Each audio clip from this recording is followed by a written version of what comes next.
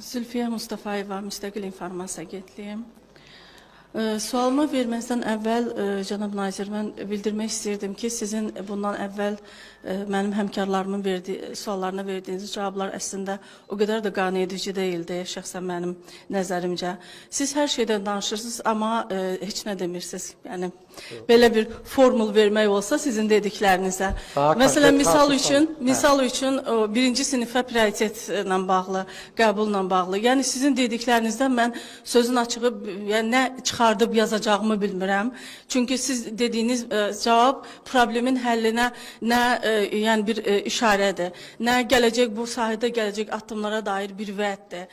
Yəni bunun içərisində altında nə var idi sizin dediklərinizi mən bilmirəm, amma təkrarlaya da bilmərəm bütün sualları. Təkrarlayın, mən ona təkrar cavab verim. Təkrar, yəni problem o dərəcədədir ki, bu barədə artıq sosial şəbəkələrdə ayrı-ayrı valideynlər yazır. Birinci sinifə qəbulla bağlı xüsusilə şəhərin Xırdalan şəhəri tərəfdə olan məktəblərində böyük problemlər var. Yəni sizin bu boyda bir problemə valideynlərin həyəcanına münasibətdə bildirdiyiniz 3-4 kəlmənin altında inanın ki, heç nə yoxdur. Yəni xətrinizə dəyməsin. Mənim nəzərimcə bu sizin cavabınız mənim üçün qane edici deyildi. Eləcə də burada bir sual da var idi. Məktəblərdə azyaşlı uşaqların, qızların ailə qurmasına dair məsələ. Siz onu cəmi 2 qurumla əlaqələndirirsiniz bu problemin həllini. Biri sağlamlıq məsələsinə məşğul olan qurumlar, digər məktəbinin dostu. Mən çox üzr istəyirəm. Bu çox bəsit bir yanaşmadır. Üzr istəyirəm sizdən. Bəlkə də çox ağır olur dediyim.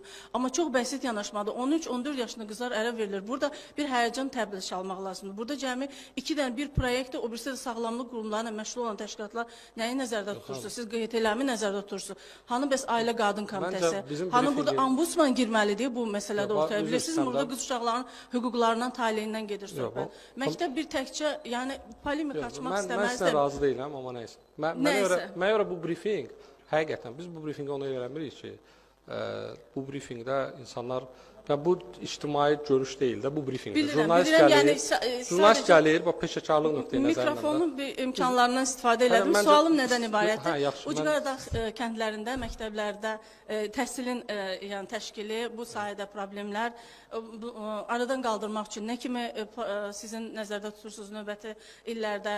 Ən yaxın hədəfləriniz nədir bu sahədə? Uzaq hədəfləriniz nədən ibarətdir nazirlik olaraq? Bizim jurnalist həmkarımız var, Coşun Eldaroğlu, bilirsiniz.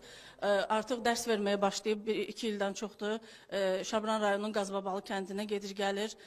Yəni biz də belə, əgər bu vəziyyət belə davam eləsə, mən də düşünürəm ki, bir Ucqaradağ kəndlərinin birinə mən də bir məktəb götürüm öz himayəmə, gedim orada uşaqlara bildiklərimdən öyrədim.